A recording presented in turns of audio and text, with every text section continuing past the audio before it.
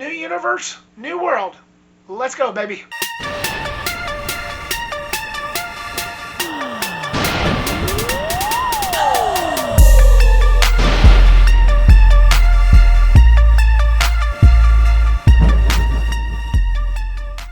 What's going on, guys, and welcome back to the channel. Always happy to see you guys here, and welcome to my review of Superman from director James Gunn. This is one of my most anticipated films of the year, and it is a start of a brand new universe which sees Superman take on billionaire Lex Luthor as he turns everyone against Superman in an attempt to take the Man of Steel down. So before we get started, I feel like I need to explain my relationship with the character. I feel like it's important, especially for the importance of this review. So growing up as a kid, I do remember watching the animated series. I remember having these old VHS tapes that one of my family members has recorded for me, and I used to watch it a lot. But then I quickly grew out of it. Of course, growing out of things, it comes natural, and then skipped to years later when I finally got caught up with the Christopher Reeve films. And I always thought that those were way too silly, and it's just a little bit too campy for my taste and definitely outdated. And then when Superman Returns came out back in '06, I remember not liking that much. I really wasn't that big of a fan of that one. And then when Man of Steel came out in 2013, after watching that, I was definitely hooked. So I guess you could say, like with many people, and I'm noticing this, with many people, Man of Steel was the one that actually got me into being a Superman fan. Needless to say, before Man of Steel, I wasn't really that much of a fan of Superman. Nothing to me about him really appealed to me until Man of Steel. I was always more into the broken characters like Batman, Spider-Man, Wolverine. Even after all those years, especially being a kid watching the animated series, which I'm hearing that a lot of children at that time, that was what got them into Superman, and that apparently wasn't me. So it wasn't until Man of Steel came out is when I really started paying attention to this character and really started to appreciate what this character was bringing, and what was brought to life in Man of Steel I deeply did appreciate. And it wasn't until that moment until I definitely became a hardcore Superman fan. Now with that being said, with this being the start of a brand new universe, as a way of them hitting the reset button, if you will, I was preparing myself for anything. Now, we all knew that the Snyderverse, the DCEU, was doomed almost in the start, especially after Man of Steel, because they just rushed things, and that was their main problem. They just rushed out too fast. They were trying to get caught up with Marvel, which was their biggest problem. So I think a reboot is definitely something that this universe definitely needed as a way to start fresh and hopefully attract new people and possibly get the old fans of the Snyderverse back. It's already won me over. I can tell you that right now. This one has already won me over. This new Superman by James Gunn, it's already won me over. But again, with this being the start of a brand new universe, I'm quite excited. I'm quite excited to see what's in store, and I hope it's not going to be rushed this time, which I trust James Gunn. With him being the head of DC now, he's done wonders in the MCU with his Guardians of the Galaxy films, even that Suicide Squad film he did for the DCEU. So I think this new universe is in capable hands, and I trust James Gunn fully. But was James Gunn's Superman exactly what I wanted? Did this satisfy me on an atomic level, or was this just another swing and a miss? Start off with the positives. This is exactly what this universe needs. A lighthearted, family-friendly experience for the entire family. Now, I'll talk more about why that concerns me just a little bit here in a little while, but this is exactly what this universe needed, especially for a reboot and a fresh start to something like this. This is exactly how this should have gone, how this should be. Now, don't get me wrong. I didn't have a problem with the Snyderverse. I liked all of them except for two, which was the Wonder Woman '84 and that Harley Quinn one, which I forgot the name of. But there was no joy in that universe. So much so that Ben Affleck, the guy that played Batman in that, couldn't even take his kids to go see a single one of them. And that's saying a lot, especially for a superhero property that wasn't the Punisher. It just always took itself seriously, and they just rushed them out so fast, which was their main problem. But here, there's more depth to it. There's more joy to it, and I actually really did appreciate that. Not only that, But this is the most comic booky film I've ever seen in a long while, not since Sam Raimi's Spider-Man from 2002. It's really hammered hard on that whole comic book feel, with the lighting and just how light it was, and the characters, and just the depth of everything that was being told, not just on screen, but with the story. And it just felt so comic bookish that out of all the comic book movies I've seen, especially here recently, it is the most comic booky feel I've ever experienced in a long time. Like I said, since Sam Raimi's Spider-Man, I've not felt like this since then. And just with the type of world that Spider-Man film created, I felt the same way here. And it was just, I wouldn't call it an exact carbon copy, but it just felt so close to home.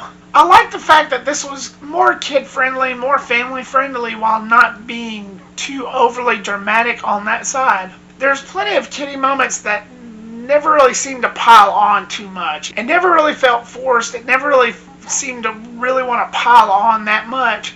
It seemed like it was a film for everybody, but it does have some more kid-like moments, which really makes this stand out so much more from those other films from the last DCEU. Never once did it feel cheesy, and that was one thing I was kind of worried about going in. I sort of got the impression and the tone that they were trying to go for more of that Christopher Reeve type feel, which they sort of did, but it wasn't as cheesy as those. Since those came out so long ago, those are pretty dated, those are classified as silly, and that's what I was worried about this Superman film being. But I really should have known better, and in an age that we're in right now, something like that would not fly. But it does come close to those films, to those Christopher Reeve films. But it's not silly in the slightest. It's not campy. It's not cheesy. It still had some serious moments while still maintaining a lighter tone. Nothing more, nothing less than that. Again, this is exactly what this universe needs. A lighthearted, family-friendly film for everybody. As much as I liked Henry Cavill, I thought David Corenswet was a pretty good choice. Not that I've seen him in much. The only other thing I've seen this guy in was Twisters from last year. But I thought he was a perfect fit. I thought he was a perfect candidate. And I think he did a pretty good job, a pretty decent job for this. And you know, as soon as they started announcing this film, it being a reboot and Henry Cavill not being in it, I already started seeing comments at the wazoo saying, "No Cavill, no sale." And this and that, and it's like, yeah, that's to be expected. But, I mean, I don't blame some people. But if you're as open-minded as I am, and is able to let bygones be bygones, and know when something's been defeated, which is what the DCEU has been, defeated, and give this guy a chance, give David Corenswet a chance to fill the role as Superman, then you might surprise yourself. You might find it entertaining. You might find this to be the best Superman out there, and if not, that's fine. Again, if you're as open-minded as I am, you might surprise yourself. And David Corenswet is actually a really good fit for the type of universe and tone that James Gunn was gunning for. No pun intended. Again, I loved Henry Cavill as Superman in that old DCEU, but for the type of tone that James Gunn was aiming for, I think David Corenswet fit perfectly in this world as the titular character. I think he did a good job at capturing the essence of the character in his own way. I think he pulled it off pretty well, despite how I feel about Henry Cavill not being a part of it anymore. Hey, buddy, eyes up here. Rachel Brosnahan as Lois Lane I thought was done a little bit better here. You know, no offense to Amy Adams, but I always thought of her as like that damsel in distress, like Kirsten Dunst was throughout 3 films, to where he would always have to save her, and that's natural, but I've never really thought of her as complete. With Rachel Brosnahan, she's tougher, she's leaner, she's maybe a little bit meaner, but in a good way. You get more of a stronger type of character with her, which made the relationship between her and Superman and Clark Kent more realistic. It was a little bit more grounded, a little bit more tolerable. Not that I'm saying that the relationship between Henry Cavill and Amy Adams was intolerable, but here it's just more realistic because of the type of characters, or the type of character that Rachel Brosnahan brought to her. It's just all about that dynamic, and I thought it was a little bit better here. It's just something I enjoyed a little bit more following the relationship here. Nicholas Hoult as Lex Luthor I thought was done pretty well here. There are elements to his character that wasn't all that good, which I'll get into here in a little bit in the negatives, but I thought he did a really good job. I like Nicholas Hoult. Ever since I saw him in Mad Max Fury Road, I liked him ever since then. For the most part, Nicholas Hoult did a really good job, did a really convincing job at playing the titular villain. And this is a character that's been very divisive with me over the years, ever since I was introduced to Superman. I wasn't that big on Gene Hackman's take. Kevin Spacey's take on the character was okay. I hated Jesse Eisenberg's version. John Cryer from the Arrowverse was actually pretty decent. Here you get a much leaner, much meaner portrayal from Nicholas Hoult. He does a really good job at really making you hate this character and despise him, which is a good thing, because you really want to see him get his ass kicked. I think he does a pretty good job here, and it's kind of what I've expected going in. Because again, I like Nicholas Hoult. I think he's cool. Mad Max Fury Road, Renfield, yeah, I like him. The action was spot on. It was balls out crazy. It definitely delivers on an atomic level, especially with the action sequences. If you thought Man of Steel was action-packed, yeah, think again. This one just goes all out. I loved every second of it. There were certain camera angles that did kind of get to me, but I'm not even going to mention them because the action sequences over-triumphed overall. But it was just crazy. It just satisfied me on, and I don't want to repeat myself, but on an atomic level. I know I said that like 3 or 4 times already, but it's true. With the camera angles and the wide-angled shots, especially with the IMAX shots, not that I'm saying that I wouldn't see this in IMAX, but it's just the way it was filmed and him fighting all these cosmic beings and kaijus. It was satisfying on a huge level. So if you go to this film expecting a lot of action, expect a lot of action, because that's what you're going to get. And Crypto, I thought that was a nice touch, and this is coming from a dog lover. The only other iteration of this character that I've ever seen was DC's League of Super Pets. The animated film that came out a couple years ago, that's the only other iteration I've ever seen of this. Of course, I'm not a comic book reader, so I have no idea how much this character actually shows up in the comics, or showed up in the comics, but I thought that was a nice touch, and yet again, it added to the family-friendly experience of just having a cute little pup there, and I really did enjoy that. Again, dog person here. And you can tell James Gunn is definitely a dog guy, because there are several scenes in this film to where there's like dogs everywhere. So yeah, there's like literal interviews you can look up to where he literally says that he's a dog person several times, and that's sprinkled throughout this whole entire film. You even get the Kents, who was always portrayed as these farm people, regular country folks. Here, they're like rednecks, and that's just something that you're not really used to. I don't read the comic books, but every iteration of Superman I've always seen, never like this, and I thought that was a pretty good fresh start, especially from a newer universe standpoint. They also had some hilarious moments as well, but I enjoyed that aspect. I cleaned your boots. I'll go get them for you. And this may be a little bit divisive, a little bit controversial for some, and I wasn't quite sure if I wanted to add this in the positive or the mixed, because I wasn't quite sure how I felt about it, but since I slipped on it, I actually like this aspect. Without getting anything away, this whole thing is spoiler free, in case you hadn't noticed by now, but there's this whole thing to where they do this character change with Superman's father, birth father, to where they do this whole thing to where they're so different. And it's also something else that has never been shown in any of the other Superman iterations that I've seen. And I thought that was a pretty nice catch. Again, I won't say anything, but it's pretty big, involving Superman's father, and I'll just leave it at that. But again, that whole fresh take on what this universe is going for, I really did appreciate. I like how they did Mr. Fantastic and the Green Lantern. Again, not a comic book reader. I have no idea how close they got to these characters, but I'm sure it's pretty damn close as James Gunn. But I really did like how they wrote these characters in. You have Mr. Fantastic, who's the serious nerd type with the little spheres. He's like the scientist guy. Then you have Guy Gardner, who's one of many variants of the Green Lantern for this film. I'm just going to call him Green Lantern because that's what his title is.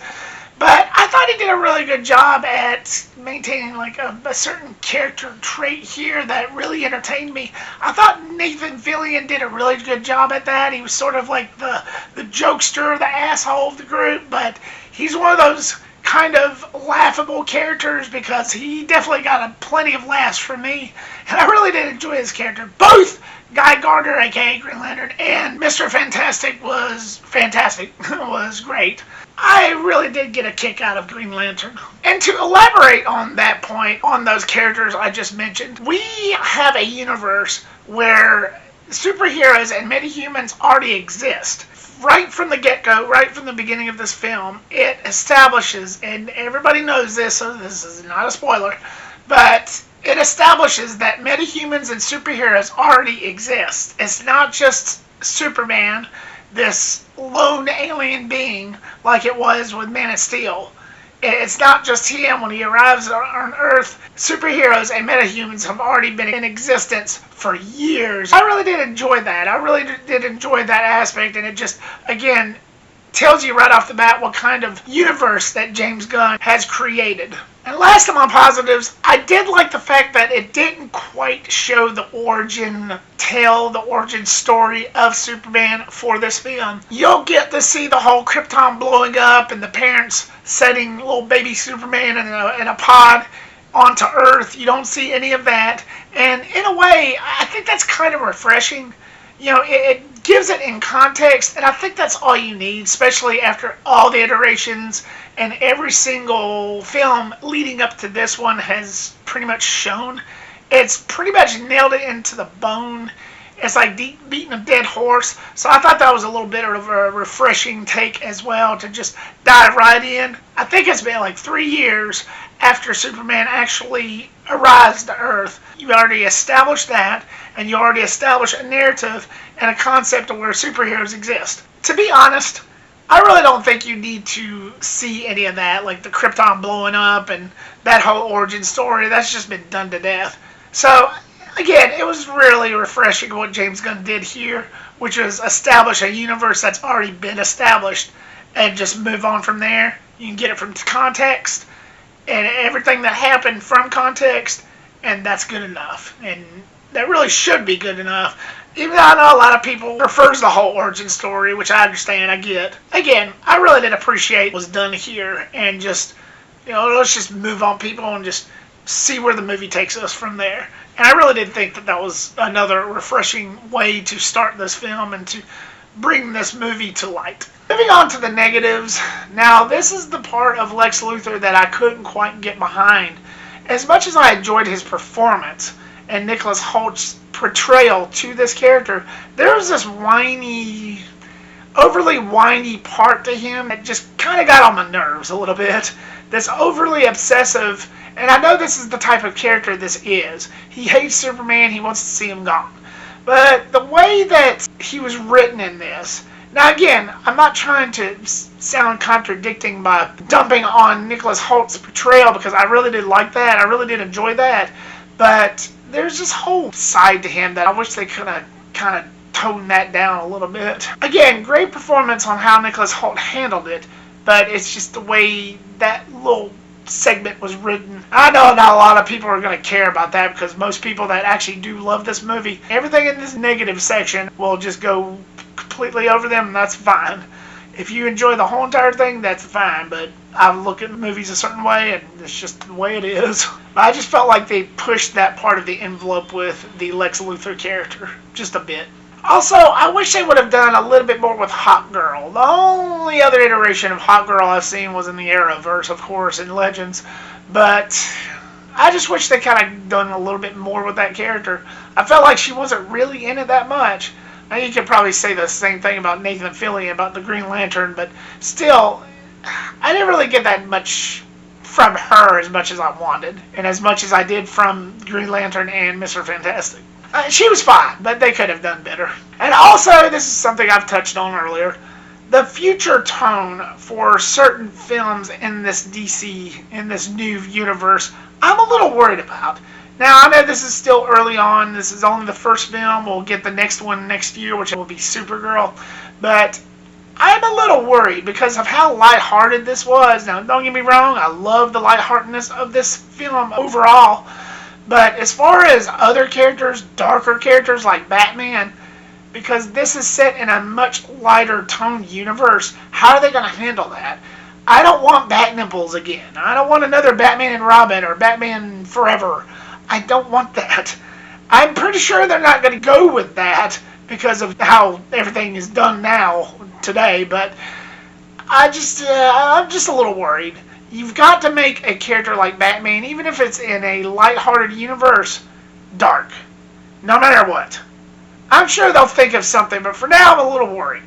But we'll see. We'll just see. That's just my paranoia, I guess, getting the best of me. But keep it dark. Keep it serious. But in the end, I really had a good time with this. This may end up being one of my most favorite comic book movies of this year so far. We still have Fantastic Four First Steps to look forward to, but still, for now, Superman is one of my most favorite comic book movies of this year, of 2025. And it was loads of fun, and it's definitely something you should own. So, Superman, what was your thoughts on it? Were you a fan of this? Are you happy that they restarted the universe? Are you excited for what's to come? Or did you enjoy the light tone, the lightheartedness of it all? For those of you who actually did see it, I know it's just opening day or opening weekend. Or were you disappointed? Were you not happy at all that Henry Cavill didn't come back? Are you one of those that misses the Snyderverse? If you are, that's completely understandable. Leave your comment down below and give me your thoughts. Thank you so much, guys, for clicking in and watching this. I really appreciate it. Like, subscribe, comment, and share. Make sure to click that bell icon so you don't miss a thing if you like what you see. And I'll see you on the next one. Peace.